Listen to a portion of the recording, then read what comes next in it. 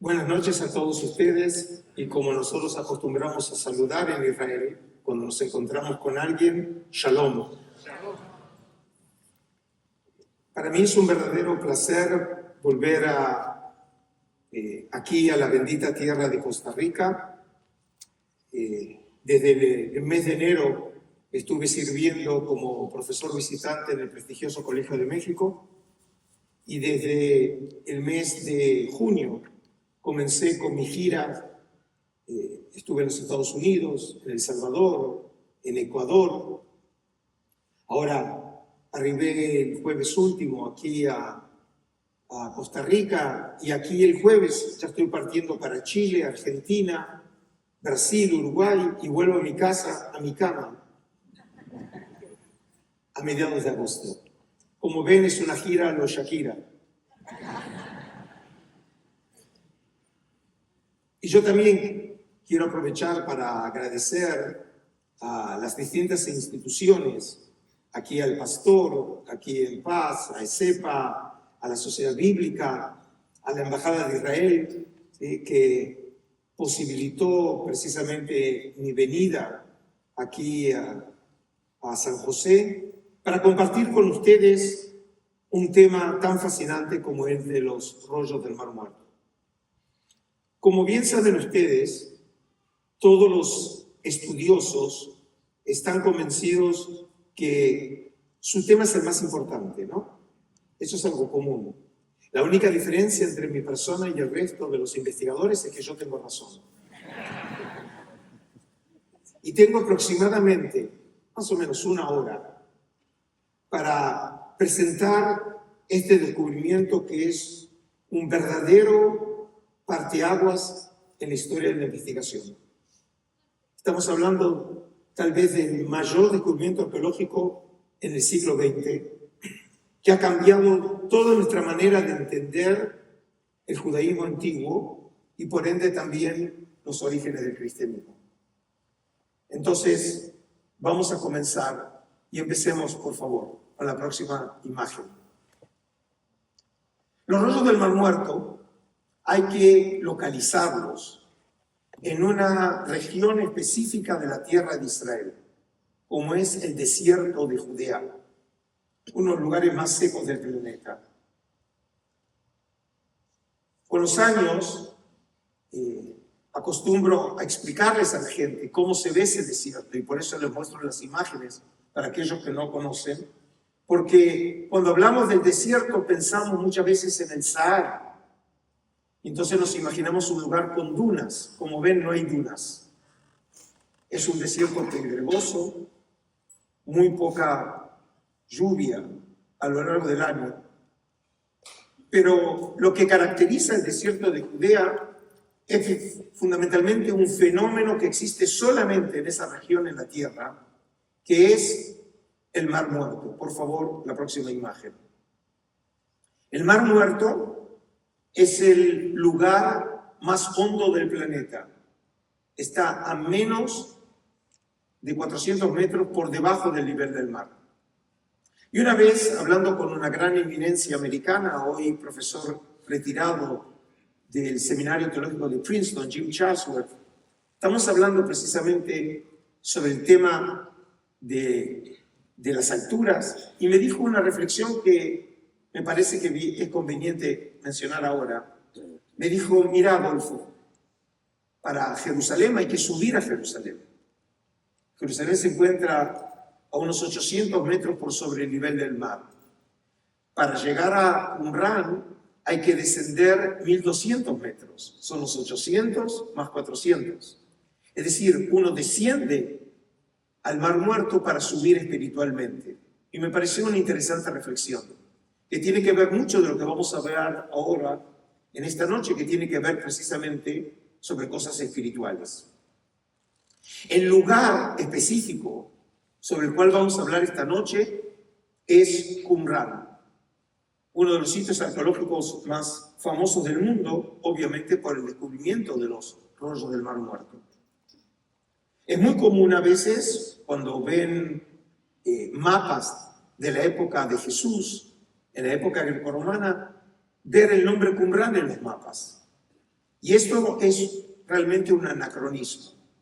El nombre Qumran no existe en la antigüedad, lo conocemos solamente desde fines del siglo XIX, cuando viajeros de Europa, Estados Unidos, venían con sus Biblias a Tierra Santa y llegaban a la zona del desierto de Judea y oían de los beduinos el nombre Qumran o Qumran.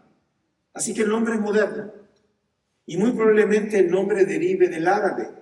Qamar en árabe significa luna, al igual que Jericó, que se encuentra a unos 10 kilómetros al norte de Qumran, en hebreo es Jericó, y Areaj en hebreo también es luna.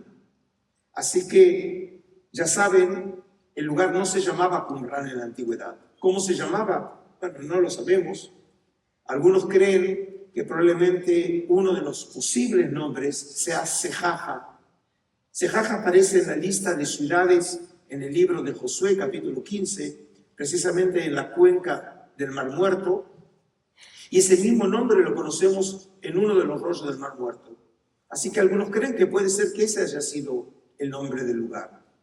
Pero como sea, Qumran, como ven, se encuentra en la costa noroccidental del Mar Muerto, aproximadamente a unos 40 kilómetros al este de Jerusalén. Ahora, la historia del descubrimiento de los rollos del Mar Muerto tiene mucho que ver con una historia que, si no fuera cierta, diríamos que es una historia de Hollywood. Porque la próxima imagen, la historia comienza con beduinos de la tribu de Tamire, que hasta hoy en día viven en el área de Qumran. Y los beduinos que ven en la foto son los beduinos originales, pero cuando descubrieron los rollos, ellos eran jóvenes pastores. Y obviamente tenemos distintas versiones de la historia. Si ustedes, por ejemplo, han leído o como consecuencia de esta presentación lean sobre los rollos del Mar Muerto, leerán, por ejemplo, que estos beduinos, estos jóvenes, estaban con su ganado, con sus cabras, pastando en el lugar. Y estaban aburridos y obviamente el wifi no le funcionaba en esa época. Estamos hablando finales de 1946, el verano de 1947, y según ellos cuentan, por favor la próxima imagen, en una de las cuevas que hoy llamamos la cueva número 1, lo que significa que van a haber más cuevas, pero que era simplemente una de las tantas cuevas que había en el lugar, ellos dicen que una de las cabras se les perdió y entró dentro de la cueva. Y entonces para sacarlo tiraron una piedra. Esa es una versión. La otra versión fue cuando hace unos años atrás estábamos trabajando en la instalación de una exhibición en el Centro de Informaciones del Santuario del Libro en Jerusalén, y mi asistente Rotem, trabajando en el proyecto, llegó a una grabación de una entrevista que le hicieron a los árabes, a los beduinos originales en árabe, donde ellos cuentan la historia. Es decir, más original que eso no puede ser. Ellos contaron su versión. Y en la versión de ellos había cueva, había una piedra, pero no había una cabra perdida. Pasaron unas semanas y recibió un grupo de investigadores y les conté lo que habían contado los beduinos en la entrevista. Y uno de los investigadores dijo: Adolfo, en mi versión hay cabra, es mucho más romántico. Con cabra o sin cabra, lo que cuentan los beduinos es que cuando tiraron esa piedra dentro de la cueva se oyó un ruido y se asustaron mucho. Ellos creían que ese ruido se debía a la presencia de un jinn, lo que llaman los beduinos un demonio del desierto, y se asustaron y se fueron. Pasaron unos días y trajeron refuerzos, ya eran 3, y se animaron a entrar dentro de esa cueva. Por favor, la próxima imagen. Y ellos cuentan que dentro de esa cueva, que hoy llamamos la cueva número 1, encontraron 10 vasijas como las que ven ustedes en la imagen.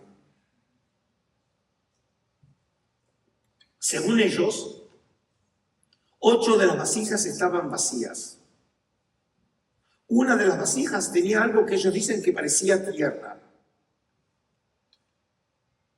Y en otra vasija encontraron los primeros rollos del Mar Muerto.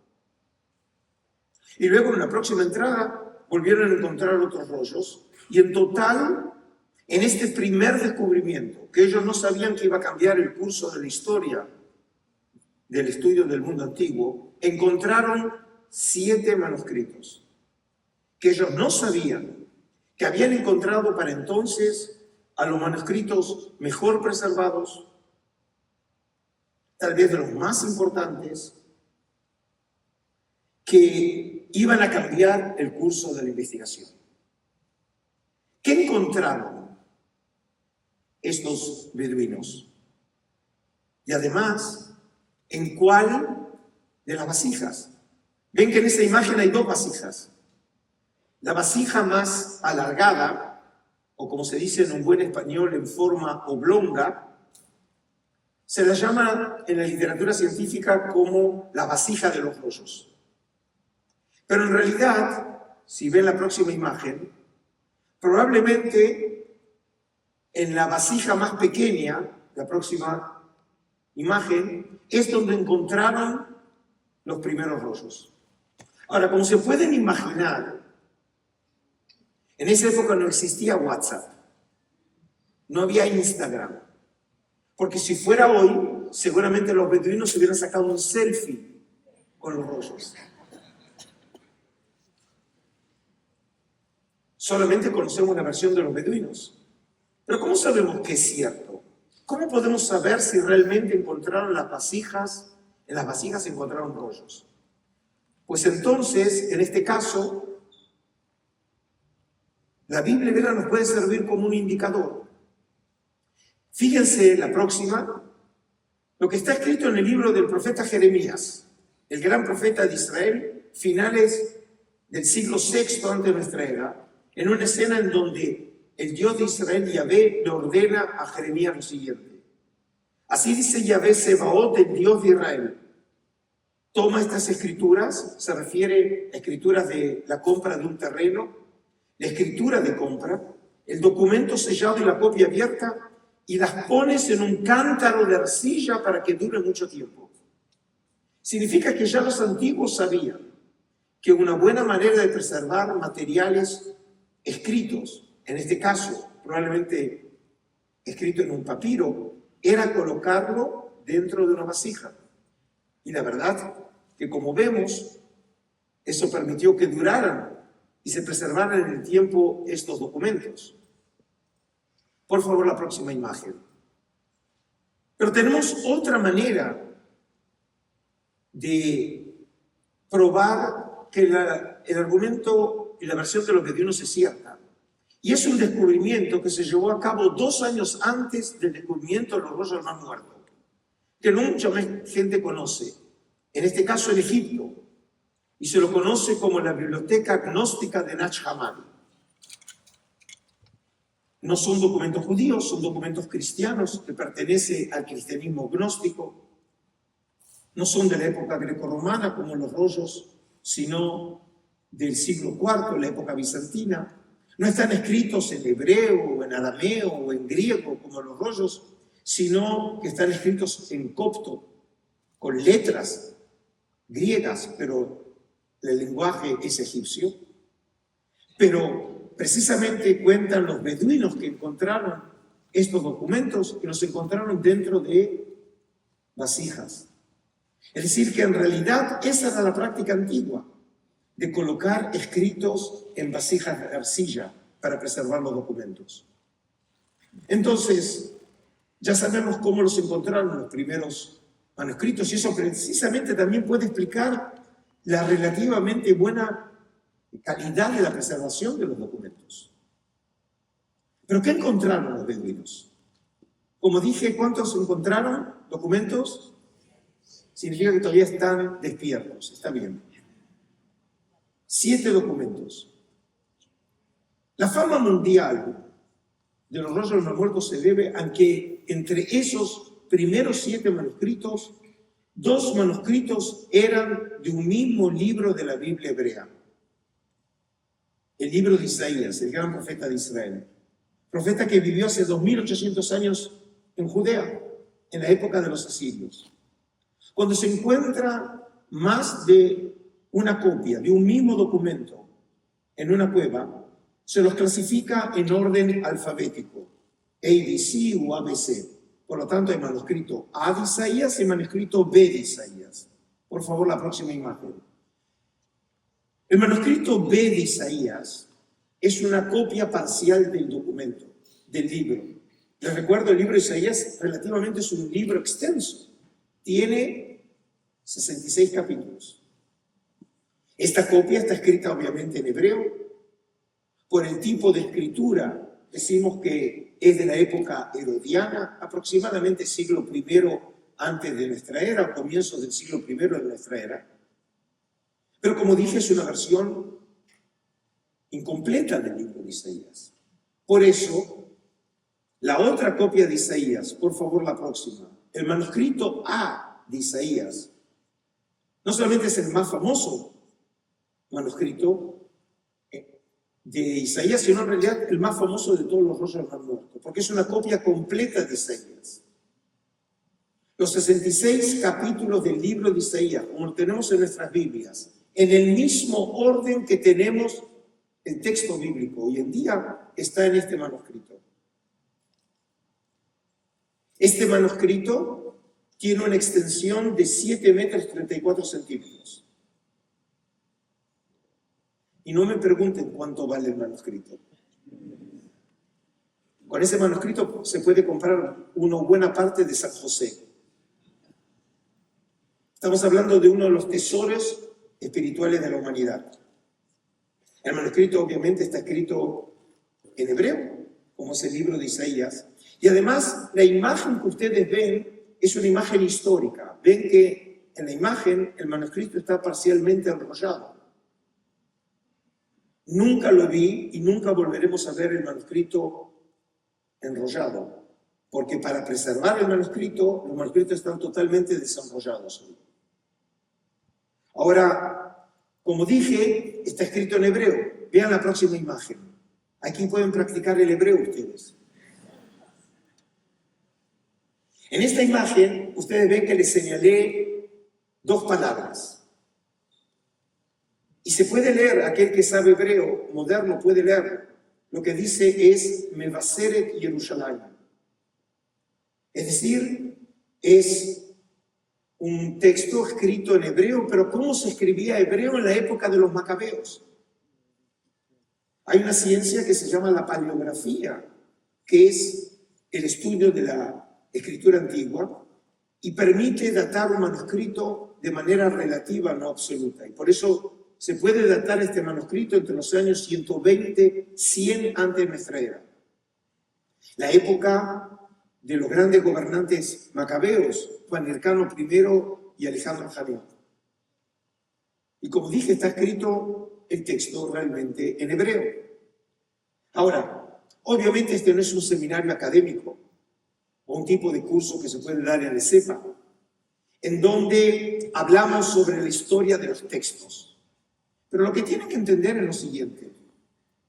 ¿Por qué la conmoción mundial cuando fue encontrado este documento? Porque hasta el descubrimiento de estos 2 copias del libro de Isaías entre los rollos del Mar Muerto, todos los manuscritos que teníamos en las manos de la Biblia hebrea, los más antiguos eran medievales. Por ejemplo, fíjense en la próxima imagen. Aquí les muestro 2 páginas de los manuscritos más famosos del mundo de la época medieval de la Biblia hebrea. En la parte superior izquierda tiene una imagen del Códice de Leningrado, hoy llamados Códice de San Petersburgo, probablemente escrito en el Cairo, en el antiguo Cairo, en Egipto, en el siglo XI. Esta página es del manuscrito más antiguo completo del mundo. Vuelvo a decir, completo del mundo. Tenemos más antiguo, pero no completo. Este es el más antiguo completo del mundo. Y en la imagen inferior derecha tiene una página del Códice de Alepo. Alepo es una ciudad en Siria, pero el manuscrito no nace en Siria, sino que nace en la tierra de Israel, en Tiberíades, en el siglo X. Y tiene una historia fascinante porque fue escrito en la tierra de Israel, probablemente en círculos caraítas. Estaba en una sinagoga caraíta en Jerusalén, en el siglo XI, cuando llegan los cruzados. Los cruzados se lo roban, ese manuscrito. Los judíos lo rescatan. Y ese manuscrito, en vez de volver a la tierra de Israel, llega a Egipto. Y fue utilizado por el mismísimo sabio el Maimónides en el siglo XII. Y cuando un descendiente del Maimónides fue nombrado rabino en Alepo, en Siria, se lleva con él varios manuscritos, inclusive este. Y este manuscrito estuvo durante 600 años en Siria. Y sabemos que son muy pocas las personas en esos 600 años que pudo ver el manuscrito. Porque para los judíos de Alepo era casi la presencia de Dios en la tierra. Y por eso muy pocos tenían acceso a ese manuscrito. Y el 1 de diciembre de 1947, 2 días después de la declaración por las Naciones Unidas de la partición en Palestina, el 29 de noviembre del 47, los sirios queman la sinagoga donde estaba el manuscrito. Y el manuscrito desaparece. La sensación de todos era que se había quemado en el incendio, pero en realidad lo que había sucedido es que los judíos rescataron el manuscrito, lo escondieron durante 10 años y en 1900, ahora hay público joven, veo. 10 años después, en 1957, ese manuscrito sale de contrabando de Siria vía Turquía y es entregado en marzo de 1958 al entonces presidente de Israel, Yitzhak Ben-Zvi. Y con el tiempo, ese manuscrito habría de llegar al santuario del libro. Y hasta hace un año, cuando servía todavía después de 30 años como curador del santuario del libro, podía decir, tengo el manuscrito. Hoy lo tienen, no lo tengo. ¿Sí?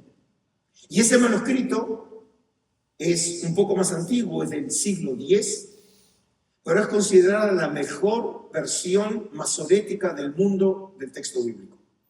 Este no es un seminario sobre la historia textual de la Biblia hebrea, pero las versiones que nosotros leemos, y me imagino que ustedes leen la Biblia generalmente en la lengua española, esas versiones traducen un texto hebreo.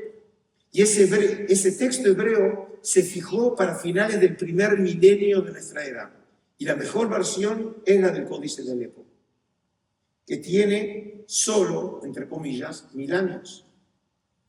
Ahora, obviamente existían versiones más antiguas del texto hebreo. Por ejemplo, la próxima imagen, hay un gran descubrimiento de manuscritos que se llevó a cabo a fines del siglo XIX. Es el mayor descubrimiento de manuscritos judíos antes de los rollos del Mar Muerto, llamado la Genizá del Cairo. Y aquí tengo que explicar el término Genizá. Nosotros los judíos, cuando un texto sagrado ya no se puede leer, es ilegible, ¿qué se hace? No se lo tira a la basura, no se lo quema, no se lo rompe, se lo entierra como muerto en el cementerio o se lo coloca en una habitación especial, un tipo de depósito para textos sagrados. Y eso se llama Genizá. A fines del siglo XIX, la persona que ven en la imagen, Solomon Schechter, director de la biblioteca de Cambridge, en Inglaterra, descubre en el tillo de una sinagoga, la sinagoga Ibn Ezra, a fines del siglo XIX, decenas de miles de fragmentos y manuscritos de la época medieval. Y entre esos restos se encontraron restos de manuscritos bíblicos. Por ejemplo, la imagen que ustedes ven del libro de Génesis, de un rollo de la Torá, lo que nosotros los judíos leemos en la sinagoga.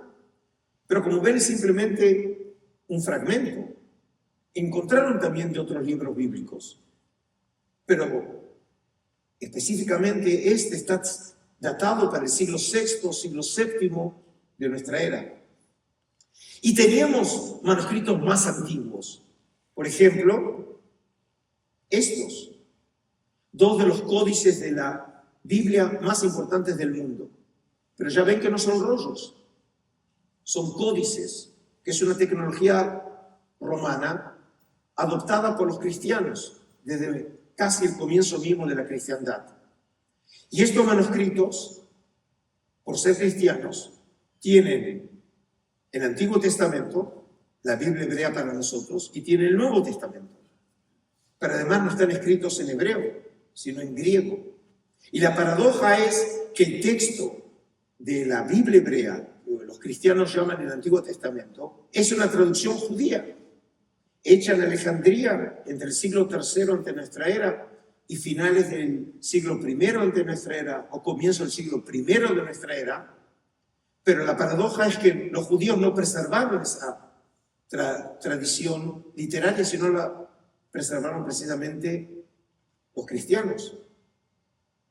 Es decir, que conocíamos el texto bíblico del siglo IV, pero en una traducción, no en la lengua original. Significa que no tienen que ser grandes expertos para entender que si ahora teníamos un texto bíblico, ahora del siglo, como dijimos, de Isaías, siglo II antes de nuestra era un manuscrito 1000 años más antiguo que los más antiguos que teníamos antes. Lo que sin duda es un aporte excepcional para la historia del texto, que es un concepto que por ahí les resulta extraño a los hombres de fe, que cuando ven el texto creen, desde su perspectiva religiosa, que es la ipsima verba de Dios, que es un libro revelado, que es la palabra de Dios. Nosotros, historiadores e investigadores, no podemos determinar si es un libro revelado. Lo único que podemos decir si lo que se lee es un buen texto o no. Y dado que cuando comparamos manuscritos hay diferencias en los textos, entonces tenemos que fijar el texto, que es lo que se hace en ediciones científicas de la Biblia. ¿Qué versiones hay de un cierto versículo, de una cierta palabra? Y evaluar cuál de esas es la versión más antigua. Pero, como dije, este no es un seminario académico. Volvamos a nuestra historia de los rollos. Como les dije, encontramos dos copias del mismo libro bíblico, el libro de Isaías. Pero, ¿qué más encontraron los beduinos? Por ejemplo, la próxima, una obra que no conocíamos de su existencia, el apócrifo del Génesis, así lo llamaron los investigadores. No es el libro de Génesis, lo que llamamos los judíos el libro de Bereshit. No es el libro de Génesis. Es una versión parafrástica de Génesis. ¿Qué significa? Significa que esta obra, escrita en arameo, probablemente siglo II, siglo I antes de nuestra era, el escriba desconocido cuenta las historias que tenemos de los patriarcas en Génesis, pero en versiones que nosotros no las conocemos del Pentateuco de Moisés. Es decir, que el texto nos revela qué otras historias conocían los judíos hace 2000 años acerca de los patriarcas. El manuscrito que nos llegó en malas condiciones, como lo pueden ver en la imagen. Fue el último de los 7 manuscritos abiertos por los estudiosos y cubre solamente los capítulos 5 a capítulo 15 de Génesis. Y justamente tenemos una buena parte relativamente preservada de las historias del patriarca Abraham. Y para que entiendan ustedes la importancia que tiene este documento, quiero que piensen en lo siguiente. Como bien saben, Abraham juega un papel central en la teología de Pablo de Tarso. Y es la gran figura en la epístola de los romanos. Cuando Pablo de Tarso piensa en Abraham, ¿en qué Abraham piensa? ¿En el Abraham que nosotros conocemos de las Escrituras o incluso en las otras historias que se conocían sobre Abraham en esos años? Es decir, que como vemos, esta obra, que es la única copia que tenemos en el mundo, nos permite entender el universo intelectual y espiritual de los judíos en esos años, que va mucho más allá de la Biblia hebrea. Y luego nos quedan 4 manuscritos entre esos primeros 7. Y esos manuscritos pertenecen a una diferente categoría, que nosotros los investigadores los llamamos los manuscritos sectarios. Por ejemplo, en la próxima imagen, el Pesher Habacuc. Habacuc es uno de los profetas menores. Como saben, el profeta Amós, Joel, Malaquías. Y específicamente Habacuc vivió antes de la destrucción del primer templo por los babilonios. Sí, hace 2600 años. Pero esta obra, que es la única copia que conocemos en el mundo, no es el libro de Habacuc que tenemos en la Biblia hebrea. Es un comentario hecho por los hombres que nosotros hoy los llamamos la comunidad del Mar Muerto, que comentan desde su perspectiva religiosa los oráculos del profeta Habacuc. Y fue la primera vez que nosotros en Occidente descubrimos un nuevo género literario, los comentarios o pesharim. No sabíamos que los judíos conocían ese género literario. La obra está escrita en hebreo de la época romana, segunda mitad del siglo I antes de nuestra era.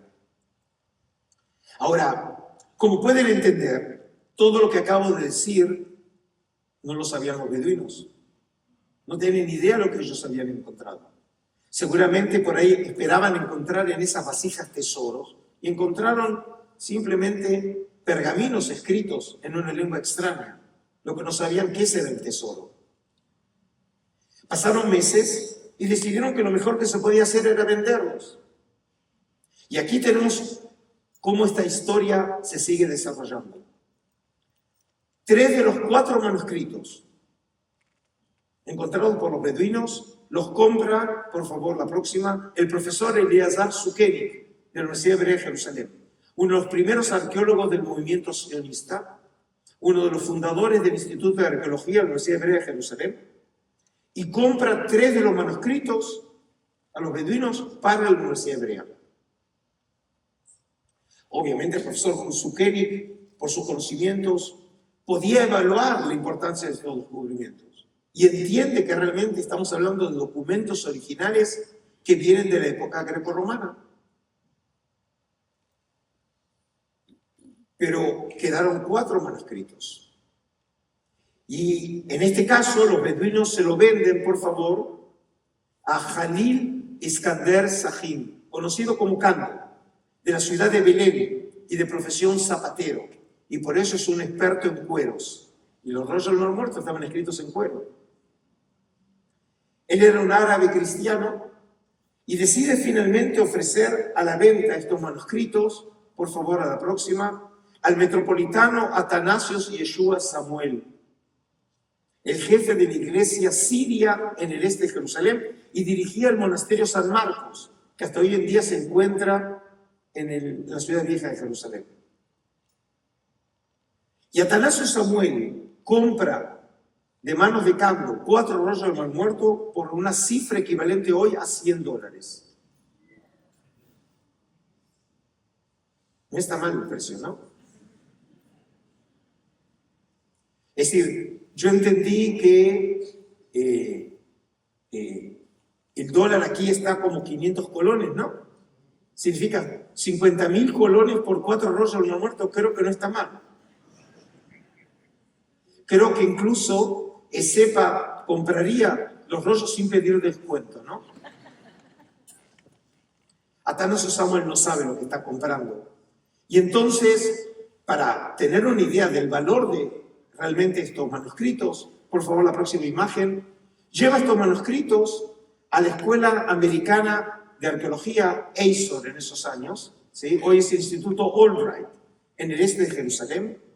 Albright en esos años era el gran arqueólogo americano, profesor en Johns Hopkins University en Baltimore, y se encuentra con el que ven ustedes en la foto, con John Trevor. John Trevor estaba haciendo su postdoctorado en la Universidad de Yale, en los Estados Unidos, y como ven, le muestra los manuscritos a John Trevor. Fíjense que en la mesa es posible desenrollar el rollo de Isaías. Ahora, para que otra vez puedan entender la importancia fundamental que tuvo este descubrimiento, hay que entender que antes de encontrarse los rollos del Mar Muerto, todo lo que conocíamos como material escrito de la época greco-romana por favor, es este papiro, el Nash Papyrus, de mediados del siglo II de la época macabea, que hoy se encuentra en Londres. Nash era miembro de la Sociedad Bíblica inglesa, compra en el mercado de antigüedades en el Cairo, compra este manuscrito formado de 4 fragmentos, probablemente con uso litúrgico, pero que tiene citas bíblicas, y era lo único que conocíamos de esos años. Y ahora pasamos a tener metros de manuscrito. Es decir, empiezan a entender ahora la enorme importancia que tuvo este descubrimiento. Por favor, la próxima imagen. Aquí lo vemos a Trevor sacando fotos. Son las primeras fotos de los manuscritos, que hasta hoy en día se consideran como fotos muy buenas, porque recién los manuscritos habían salido del horno, ¿no?, de las cuevas. La próxima imagen. Aquí ven una imagen del rollo de Isaías de hace 2000 años. Fíjense el estado de preservación del manuscrito. Ahora, Atanasio Samuel ahora entiende que estos manuscritos tienen un enorme valor, porque vienen de la época de Jesús. 1948 comienza la Guerra de la Independencia en Israel.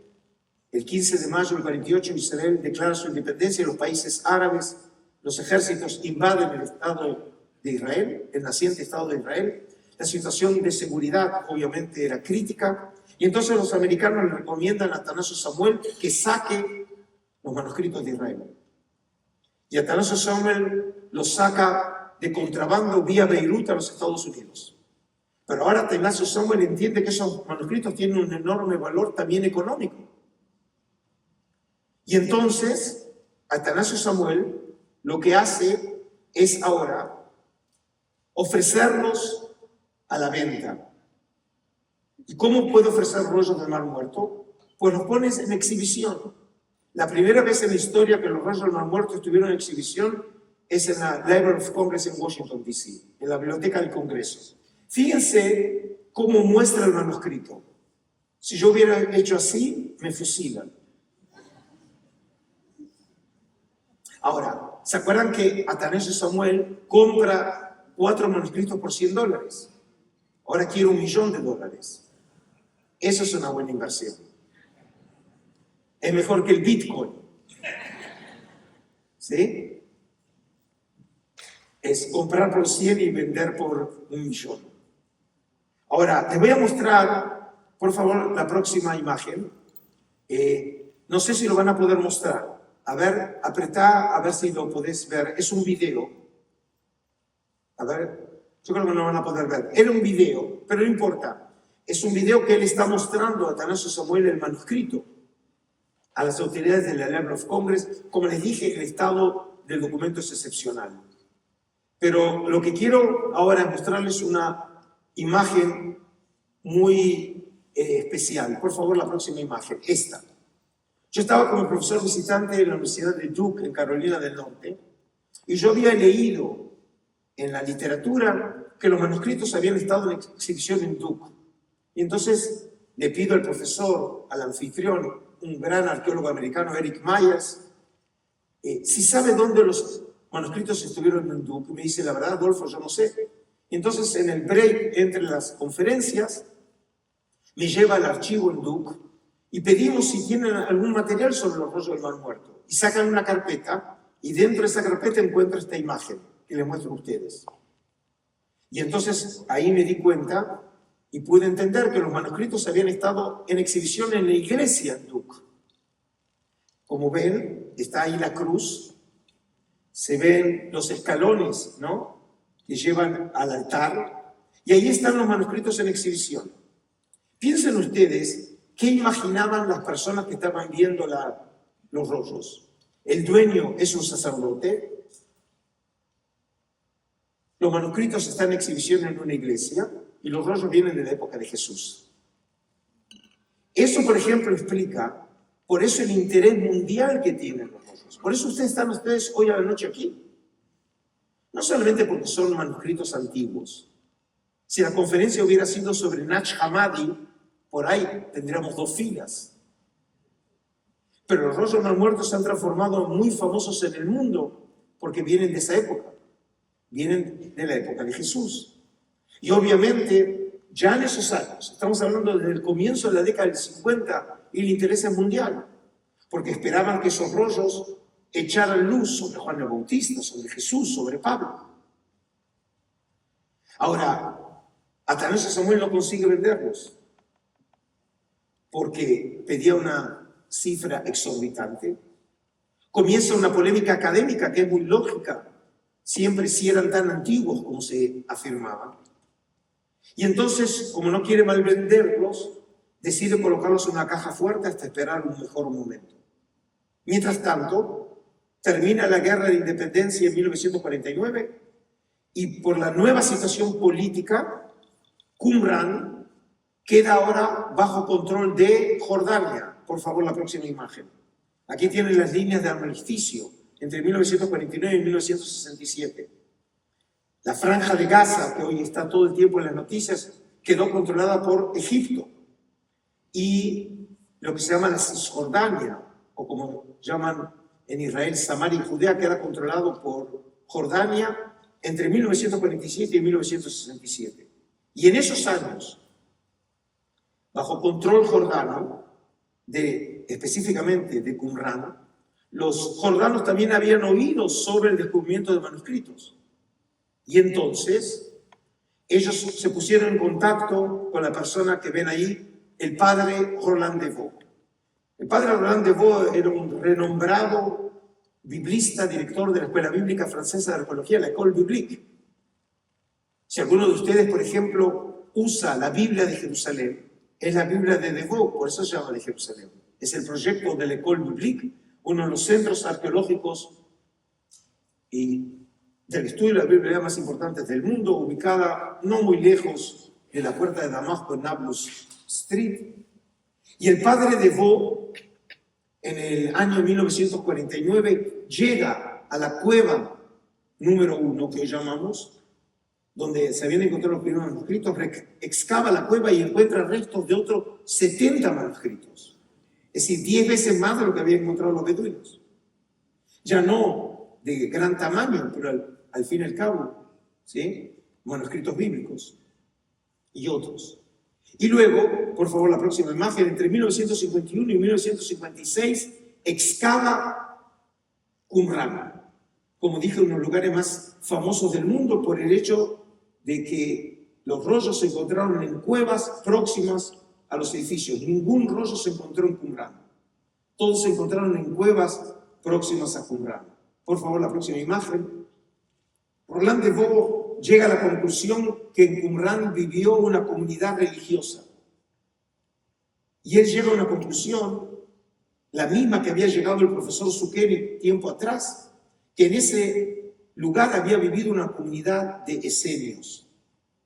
Este otra vez no es el lugar para desarrollar el tema muy complejo de la sociedad judía de esos años, pero en esa época hablamos de distintos grupos con características sectarias, como los saduceos, los fariseos, los samaritanos, los esenios, los hasideos. Sí, tenemos una fragmentación de la sociedad, principalmente de los grupos de élite, y distintas consideraciones llevó a De Vaux, y hasta hoy en día la mayoría de los investigadores, incluyéndome, creemos que en Qumran vivió una comunidad asociada o relacionada de alguna manera con el movimiento esenio.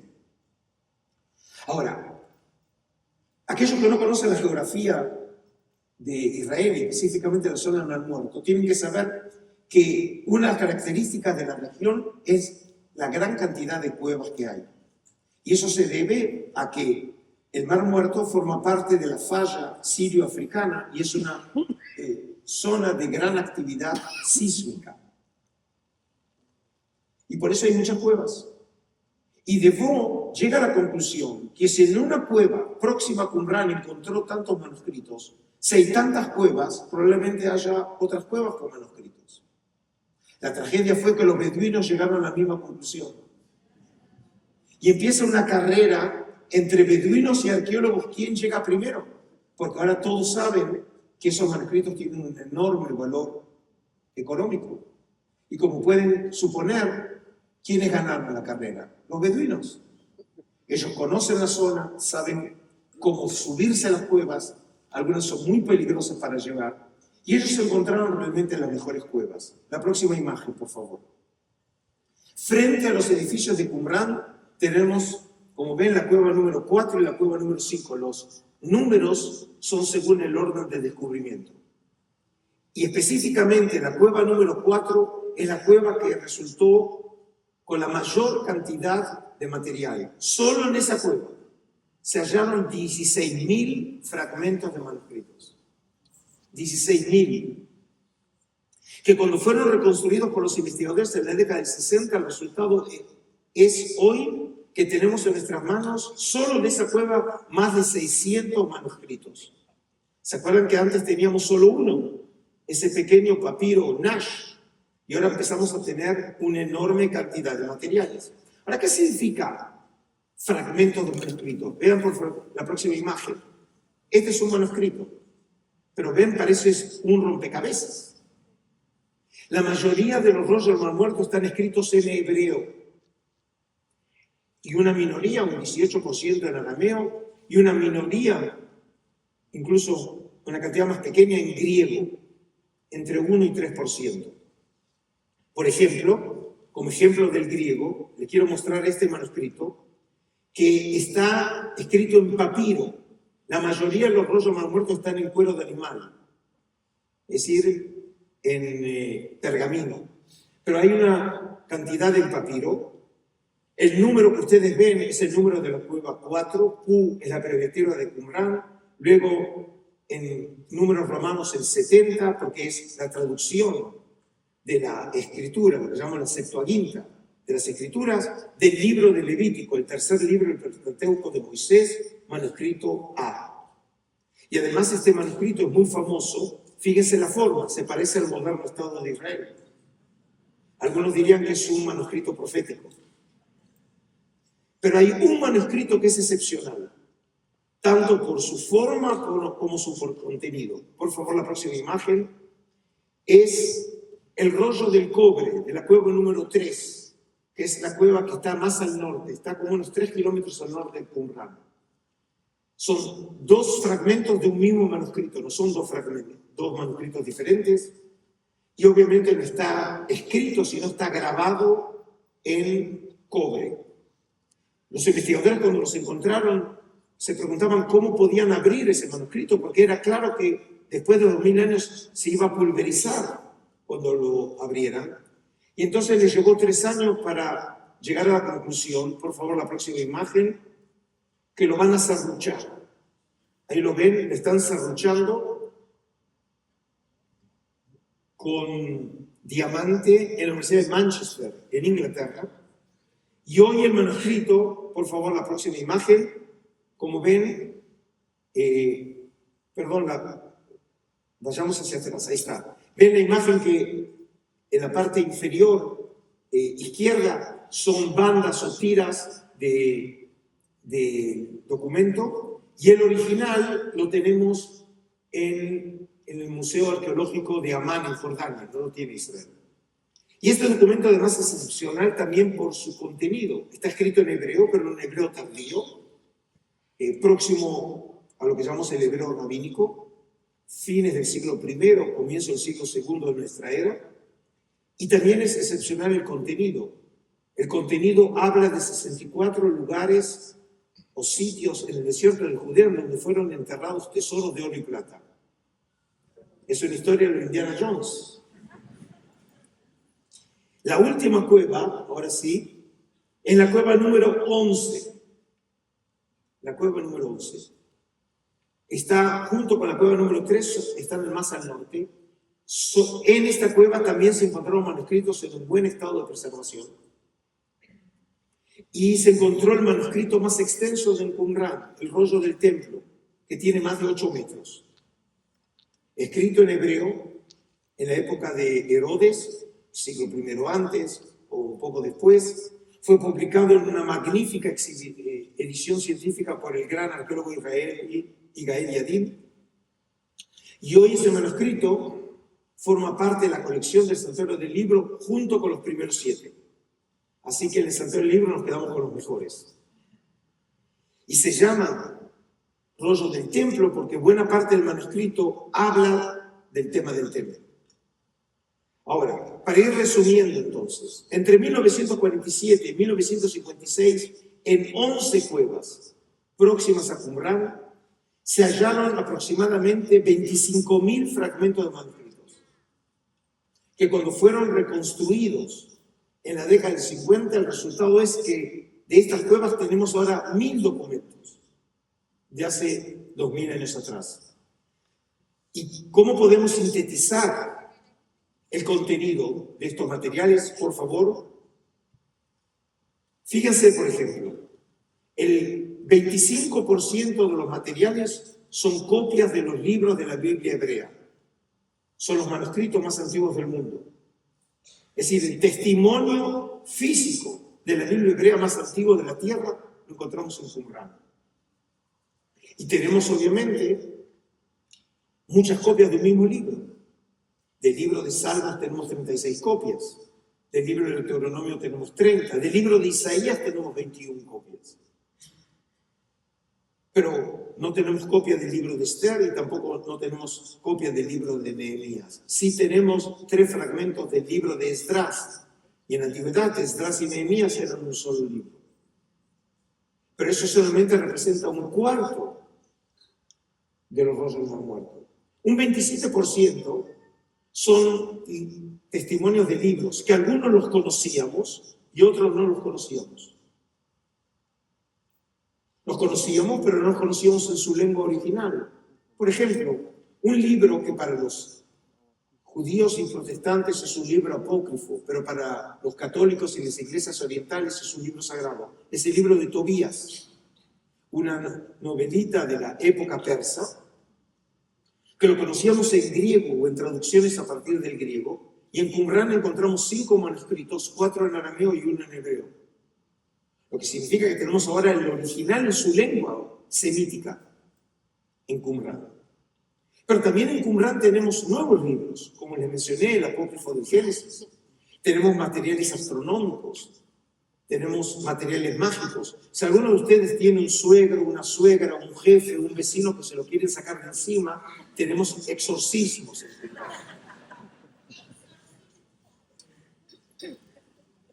Miren, pueden probar.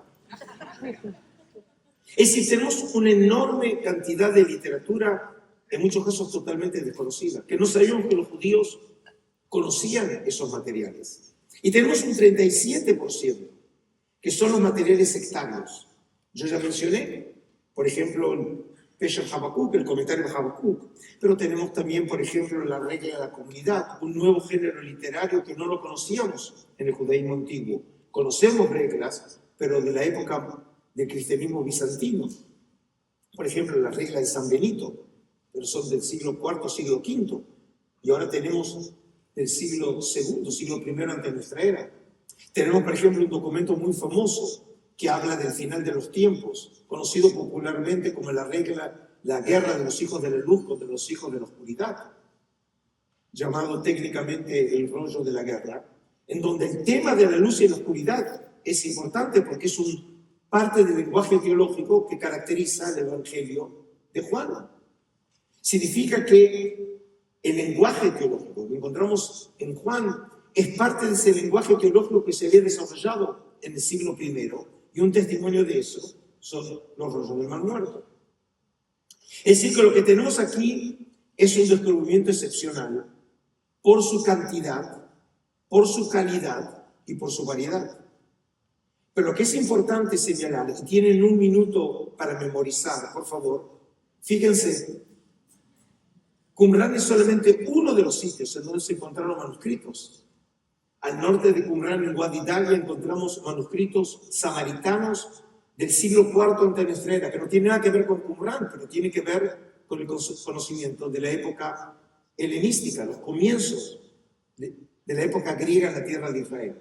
Al sur de Qumrán, en Wadi Murabat, en Wadi Sdir, en Nahal Heber, Nahal Selim, incluso en Masada encontramos manuscritos de finales de la época del Segundo Templo, muchos materiales que tienen que ver con la revuelta de Bar Kokhba, que fue el líder de la revuelta mesiánica contra los romanos 132 y 135. pero nada, como dije, es parecido a Qumran. Ahora, todos estos materiales que se fueron encontrando, por favor, fueron llevados a este museo, el Museo Rockefeller, construido en la época del mandato británico.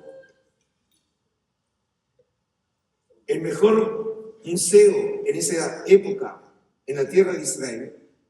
Y ahí se trajeron los miles de fragmentos. La próxima imagen.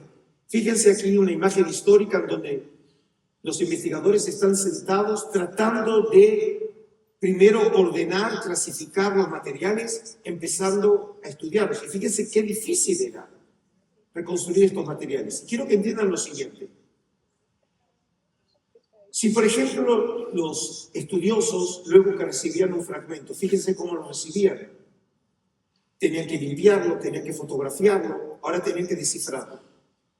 Y obviamente tienen que saber las lenguas, el hebreo, el arameo, el griego. Y leen las palabras en hebreo, Bereshit bara Elohim, es decir, en un principio Dios creó. Bueno, como en un rompecabezas, yo sé dónde va eso, ¿no? Porque es el comienzo del libro de Génesis, capítulo 1, versículo 1. Ahora, si a ustedes les gusta hacer rompecabezas, digamos un rompecabezas solo de 50 piezas. Los quiero ver armando el rompecabezas sin el original. Ustedes no saben lo que tienen que armar. Es decir, ¿cómo armo algo que nunca vi? Eso es lo que tuvieron que hacer estos fantásticos investigadores. Fin de la década del 50, comienzo de la década del 60, están trabajando en el Museo Rockefeller haciendo un trabajo ciclopio. Piensen que no había ordenadores en esa época, no había inteligencia artificial, no había todo lo que hoy tenemos. Pero eran muy buenos investigadores y trabajaron en la reconstrucción de estos materiales y a mediados de la década del 50, 1955, aparece el primer volumen de la serie DJD, Discoveries of the Judean Desert, de Oxford, que es la serie que luego se finaliza en el año 2000 con 40 volúmenes, en donde se publican los manuscritos. Ahora, un momento, antes de seguir. ¿Se acuerdan ustedes que en esta historia ya encontramos los manuscritos de la época de los jordanos y los empezaron a publicar? Pero ¿se acuerdan que en nuestra historia 4 manuscritos quedaron en una caja fuerte en los Estados Unidos? ¿Y qué pasó con esos manuscritos? Pues ahora volvemos hacia atrás, estamos en 1954 y Atanasio Samuel quiere otra vez ofrecerlos a la venta. ¿Y cómo los ofrece a la venta en 1954? Bueno, algo que se nos hubiera ocurrido a nosotros también. Por favor, puso un aviso en el diario. Ahora, ustedes se ríen, pero fíjense, la historia es real. El 1 de junio de 1954, en el Wall Street Journal, publica un aviso. Como ven, ahí se lo señalo, por favor. Ahora lo ven ampliado, ¿sí? 4 rollos del Mar Muerto. Manuscritos bíblicos que datan de por lo menos el 200 antes de nuestra era se ofrecen a la venta. Esto sería un regalo ideal, obviamente, es ideal. Si ustedes quieren sorprender a sus padres, a su pareja, compren rollos del Mar Muerto. Para una institución religiosa o educacional, para un individuo o grupo. Y lo increíble de esta historia es que el hijo de Sukenik, ¿se acuerdan el primer israelí que compró rollo del Mar Muerto? Fue el gran arqueólogo israelí Yigael Yadin, segundo comandante en jefe de las Fuerzas Armadas de Israel, que luego de dejar el ejército está haciendo su doctorado en la Universidad Hebrea de Jerusalén, está en los Estados Unidos y recibe un llamado de un periodista amigo que le dice que vio un aviso en donde se ponen en venta 4 rollos del Mar Muerto. Y él recordó que su padre le había dicho que él había visto 4 rollos del Mar Muerto, que había intentado en un momento comprarlos en Jerusalén y no pudo por la guerra. Y entonces ahora el gran problema era doble. Una era, claro, que un árabe cristiano no se lo vendería a un judío israelí, y además de eso quería $1 millón. Y entonces comienza una negociación por medio de un intermediario. Y me imagino que lo mismo que sucede aquí en las ferias populares en Costa Rica. Ustedes quieren comprar un producto, les dicen un precio, a ustedes les parece caro, empiezan a negociar y empiezan a bajar, ¿no? Lo mismo que pasa también en el mercado árabe en Jerusalén. Digamos, la gran frustración es que no importa cuánto paguemos, la persona sigue ganando el 1000%, no importa cuánto. y bajan, el precio son $250.000, que sigue siendo una fortuna en esos años. Yadin se mueve rápidamente, consigue $150.000 de un filántropo judío americano que dona el dinero al Estado de Israel, consigue un préstamo del gobierno de Israel por $100.000. Pensemos, en esos años Israel es un Estado pobre, en estado de guerra, recibiendo a los inmigrantes. $100.000 es una fortuna para pagar por manuscritos. Compra esos manuscritos y llegan a Israel. Y por favor, por primera vez en la historia, en Pascua de 1955, los rollos del Mar Muerto están en exhibición en Jerusalén Occidental, que es la parte de Jerusalén controlada por Israel desde la Guerra de la Independencia, en Terra Santa, que es un edificio que le pertenece al Vaticano, y ahí ven en la imagen al entonces presidente de Israel, Yitzhak Ben-Zvi, viendo los manuscritos. Pero esto es lo que llamamos en museología una exhibición no permanente. La idea es ponerlos en exhibición permanente. Y entonces, por favor, la próxima imagen, en el nuevo campo de la Universidad Hebrea que se construye en el oeste de la ciudad de Jerusalén, porque la Universidad de Jerusalén había sido fundada en el monte Scopus en 1925 y después de la guerra quedó como un bolsón bajo control israelí, pero rodeado por fuerzas jordanas. Entonces las facultades fueron transferidas al oeste de la ciudad y ahí en una sala muy pequeña se inaugura una pequeña sala de exhibición para los rollos del Mar Muerto, y aquí lo ven a Yigael Yadin guiando a personalidades, mostrándoles los rollos que su padre había comprado y que él había comprado.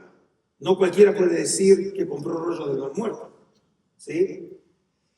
Pero entonces en esos años nace la idea que los rollos merecen un lugar más importante de exhibición.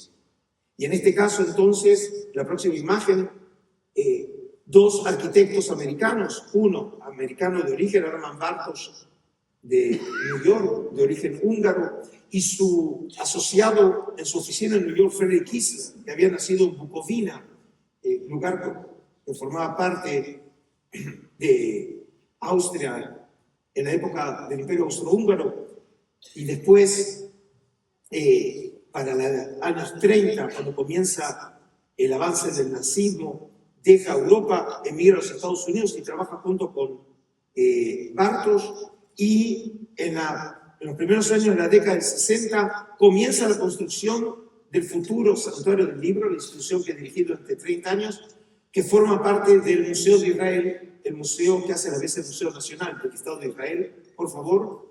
Y el 20 de abril de 1965, este año estamos celebrando el 60 aniversario de la inauguración del Santuario del Libro y del Museo de Israel, y como vemos en esa inauguración multitudinaria, se ponen en exhibición los rollos del Mar Muerto. Por favor, lo que caracteriza a este edificio es la estructura.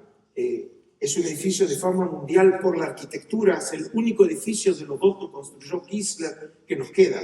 Así que es el único edificio en el que se puede ver el concepto del espacio kiesleriano. Y lo que caracteriza a este edificio es la cúpula blanca y la pared negra, que precisamente es el motivo de la luz y la oscuridad, de los buenos y los malos, de la pureza y la impureza, que están en una guerra constante hasta el final de los tiempos. Y dentro del edificio, por favor, tenemos la exhibición de los rollos originales. En el año 1965, cuando se inaugura el Santuario del Libro, también el rollo de Isaías estaba en exhibición en la vitrina central. A fines de la década del 60, por problemas en la preservación del documento, se decidió que sacar ese documento, y hoy tenemos solamente una copia ahí, pero el resto de los documentos son los originales. Cuando empezó la trágica guerra con Hamás el 7 de octubre del año 23, por protocolos de seguridad nacional, a las 2 horas los rollos de muertos ya estaban en el búnker. Son los primeros tesoros nacionales que descienden al búnker, obviamente para proteger este tesoro ya no del pueblo de Israel y no de la humanidad.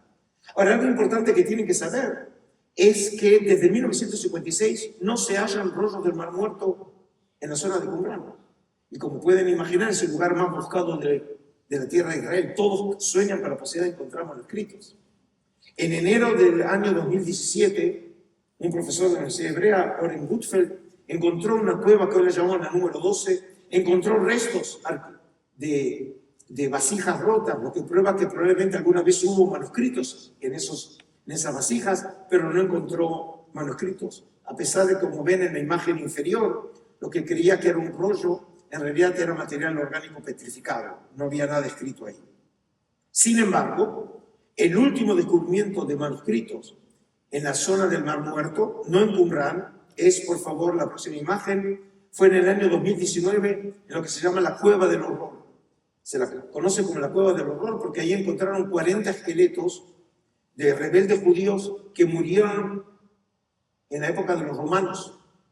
Y entonces los arqueólogos cuando llegaron encontraron la cueva, por eso le llaman la Cueva del Horror. Y en esa cueva, reexcavada por los arqueólogos israelíes en el año 2019 y hecho el anuncio al mundo en marzo del 2021, en esa cueva, que como ven en esta imagen es muy difícil su acceso, en esa cueva encontraron restos de un manuscrito, por favor, escrito en griego. Como ven, no es la Mona Lisa, ¿no? Pero cuando lo empezaron a reconstruir, encontraron que el texto estaba escrito en griego y encontraron restos del libro de Zacarías y de Nahum, pero en griego, es decir, de una traducción griega de la Biblia. En este caso, ya, como dije, el texto había sido preservado por cristianos y aquí tenemos una versión usada por judíos hace 2000 años. Y ahora, para terminar, solamente otros 10 minutos de la paciencia de ustedes. Por favor, sigamos la próxima. ¿Cuál es el mensaje espiritual de los rollos del Mar Muerto?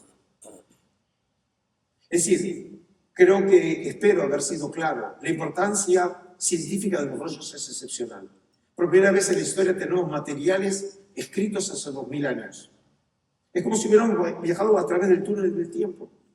Y gracias a eso, hoy conocemos la sociedad, la lengua, la teología, la religión, las prácticas de judíos de la época de Jesús. ¿Pero acaso los rollos tienen un significado más allá de lo científico? La próxima página. Por favor. No, una anterior, perdón. Sí. Este año también estamos celebrando el 60 aniversario del Concilio Vaticano II. El Concilio Vaticano tiene una importancia fundamental en las relaciones judeo-cristianas, porque como consecuencia de ese concilio se declaró la declaración Nostra Aetate. Por favor, la próxima imagen. Y fíjense lo que dice en uno de sus párrafos. Como es por consiguiente tan grande el patrimonio espiritual común a cristianos y judíos, este sagrado concilio quiere fomentar y recomendar el mutuo conocimiento y aprecio entre ellos, que se consigue sobre todo por medio de los estudios bíblicos y teológicos y con el diálogo fraterno. Es decir, la Iglesia ahora reconoce al pueblo de Israel como sus hermanos mayores. Libera al pueblo judío de la culpa del deicidio.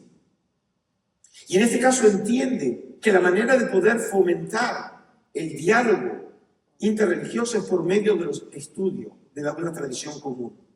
¿Y qué mejor común de tradición pueden ser los rollos del Mar Muerto? Y por eso, fíjense en la próxima imagen, algunos de los más celebrados estudiosos en el mundo de los rollos del Mar Muerto. El profesor Jim Chatsworth, hoy profesor emérito, un pastor protestante del Seminario Teológico de Princeton. El profesor Joseph Fitzmayer, ya fallecido, un jesuita en la Universidad Católica de Washington. El padre Roland de Vaux, un padre monje dominico. Pero tenemos, por ejemplo, un judío ortodoxo como el profesor Laurie Schiffman de la Universidad de Nueva York, o el profesor Joseph Baumgarten, ambos judíos ortodoxos. O, por ejemplo, el gran cumbranologo español Florentino García Martínez, un ex sacerdote católico, ¿sí? Que publicó la mejor traducción en español del rollo del Mar Muerto, que se llama Textos de Qumran, de edición Strota. Pero para que puedan entender que precisamente el estudio de esta tradición común entre judíos y cristianos, como es el caso del rollo del Mar Muerto, y esta nueva apertura de la Iglesia Católica hacia el pueblo judío, tuvo una consecuencia política, que sabemos siempre es lo que es más difícil de lograrlo. Y eso sucedió, por favor, en diciembre de 1993, cuando la Santa Sede establece relaciones políticas con el Estado de Israel. Y fíjense, en el año 1993, el Estado de Israel había enviado una exhibición novedosa a los rollos del Mar Muerto de los Estados Unidos. Y estuvieron otra vez en el Library of Congress, en la Biblioteca del Congreso, en la Biblioteca Pública de New York y en San Francisco. Y cuando el Estado de Israel estaba preparando la exhibición para devolverla al Estado de Israel, llegó un pedido a la Santa Sede que los rollos del Mar Muerto lleguen a Roma. Y entonces, próxima imagen, en julio de 1994, los rollos del Mar Muerto están en exhibición por primera vez en Roma, en una sala próxima a la Capilla Sixtina. Como pueden imaginar, el Vaticano no necesita los rollos del Mar Muerto para el turismo. No tiene suficientes sin los rollos. Eso significa que el mensaje de la Santa Sede era que los rollos del Mar Muerto venían de una época en que todavía no había cristianos ni había judíos rabínicos. Porque los rollos del Mar Muerto vienen de una época prerrabínica. Y en ese sentido, los rollos se transformaron entonces en la metáfora de este nuevo diálogo entre judíos y cristianos. Y entonces, volviendo, por favor, al santuario del libro, el santuario del libro tiene 3 salas. La última sala sería equivalente como en el templo de Salomón, el Santo de los Santos. En la época de Salomón estaba el arca y las tablas de la ley. Y nosotros aquí tenemos en esa tercera sala los rollos del Mar Muerto, y específicamente en la próxima imagen, el rollo de Isaías, que sin duda es el manuscrito de los rollos más importantes de la tierra. Una versión completa de un libro bíblico de hace 2000 años. Por favor, la próxima imagen. Pero obviamente no todas las personas pueden viajar a Jerusalén. Y por eso, en el año 2011, nosotros lanzamos el proyecto Google. Fuimos los primeros en el mundo que colocamos los rollos del Mar Muerto en Google. Los ingenieros de Google Israel desarrollaron una nueva plataforma tecnológica que permite ver los rollos en una calidad de 1200 megapíxeles. Y no tienen que esperar horas para que suba. Con simplemente entrar al sitio del Museo de Israel, poner Dead Sea Scrolls, el rollo del Mar Muerto en inglés, y buscar Dead Sea Scrolls online, ustedes pueden ver esta imagen que hoy ha universalizado realmente los rollos del Mar Muerto. Ahora, esta universalización hace, por ejemplo, que como parte de mi función regular como santuario del Mar Muerto, también yo tenía, si se puede decir, funciones políticas. Y recibía a mandatarios y personajes famosos del mundo entero. Por ejemplo, en enero del 2020, la próxima imagen, recibía al entonces príncipe y el rey de Inglaterra, Carlos III. Que, como se puede imaginar, uno se siente en una historia de Cenicienta, ¿no? Viniendo de un barrio común de Buenos Aires, me encuentro frente al futuro rey de Inglaterra, explicándole con el gran rabino de Inglaterra sobre los rollos del Mar Muerto. Pero en el año 2013, en marzo del 2013, llega el entonces presidente de los Estados Unidos, Barack Obama, a Israel. Y como ven, yo no aparezco en la foto. En la foto aparece el de extrema izquierda, era el entonces director general del museo, James Snyder. En el medio está el primer ministro del Estado de Israel, también el actual Benjamín Netanyahu, y el presidente del board del museo. ¿Y dónde yo estoy? Bueno, el director del museo me dijo, Adolfo, no es necesario que vengas.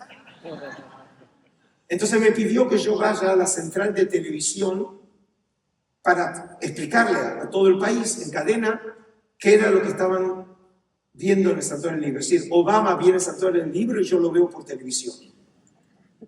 Ahora, ya les cuento una historia, no adelante, una historia verdadera. Era un día miércoles, Obama está por aterrizar al mediodía y yo desde la mañana, para explicarle al público, estoy viajando al canal de televisión fuera de Jerusalén.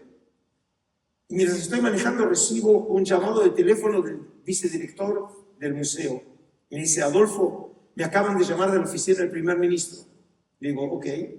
Dice, el primer ministro Netanyahu le quiere leer un párrafo específico del rollo de Isaías al presidente Obama. Digo, estoy manejando. Dice, Adolfo, no hay tiempo. Entonces me dice cuál es el párrafo, dice, ¿dónde está? Le digo, estoy manejando. Digo, Adolfo, no hay tiempo. Le digo, pero Obama no sabe hebreo, no importa de dónde lo lea. Me dice, no, Adolfo, tiene que ser preciso. Entonces le explico qué es en la segunda columna, qué es acá, qué es allá. Ok. Y fíjense, en la próxima imagen, se ve al primer ministro de Israel, a Netanyahu, leyéndole un párrafo específico al presidente de los Estados Unidos.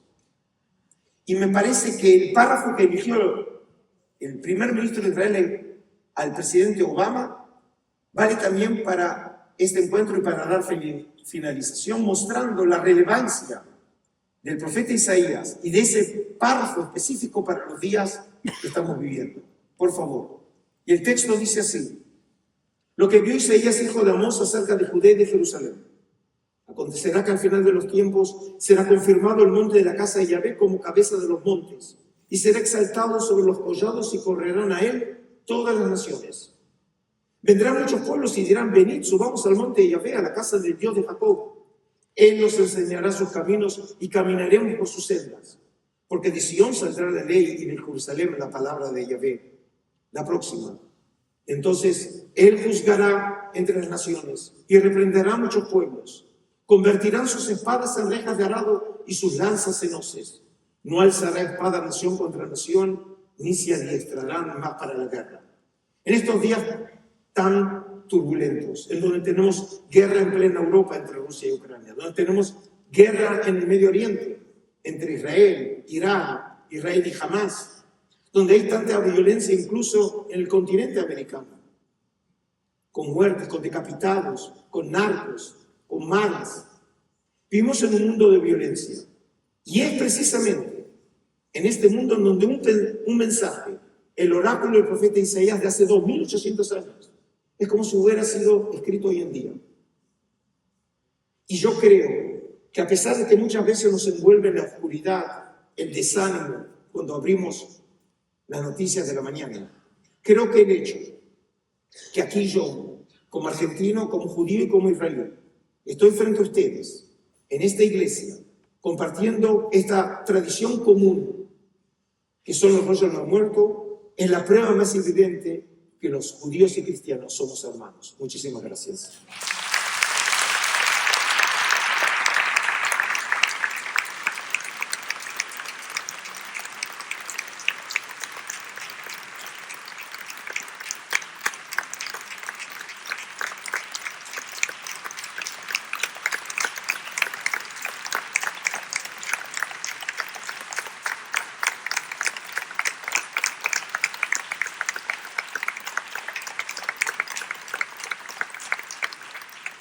Muchísimas gracias. Solamente se pueden volver hacia atrás 2 imágenes.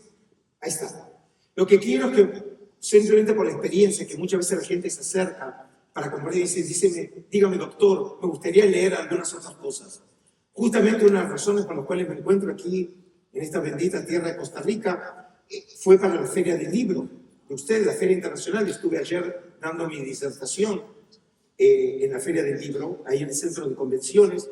Estos son los libros que precisamente está vendiendo Everything Faith, que es una de las instituciones que hizo posible mi venida. 2 de los libros, Biblia, Exégesis y Religión y del Tabernáculo del Templo, los publicó en España Verbo Divino.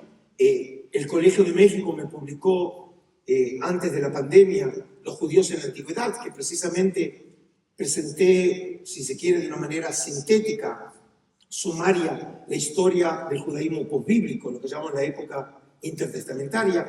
Un último libro que yo edité, pero escribí sobre la introducción, un nuevo proyecto que fue el último antes de dejar el cargo, el comentario Habacuc, la primera edición popular de un rollo no muerto, comentario hecho para el público no especializado en el mundo. Y la última obra, mi libro Curato, que es una presentación, una síntesis de mi trabajo como curador durante 30 años en el Santuario del Libro.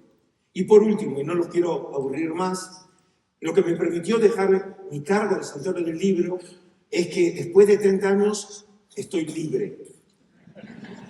Significa que no tengo que pedir permiso a nadie, a excepción de mi mujer, Y entonces puedo viajar, y por eso estuve tantos meses aquí en mi continente, puedo hablar de lo que quiero y como quiero. Y hace un año atrás, por favor, abrí mi canal de YouTube, ¿sí? Y en ese canal de YouTube estoy desarrollando en conversatorios o en charlas temas que creo que pueden ser de ustedes de interés. El último tema que estoy desarrollando es el tema de la idea mesiánica en el antiguo Israel, cosa de que me imagino que muchos de ustedes encuentren interés en estos temas, así que los invito también a sumarse al canal y seguir disfrutando de estos temas que nos son tan comunes a judíos y cristianos. Muchísimas gracias.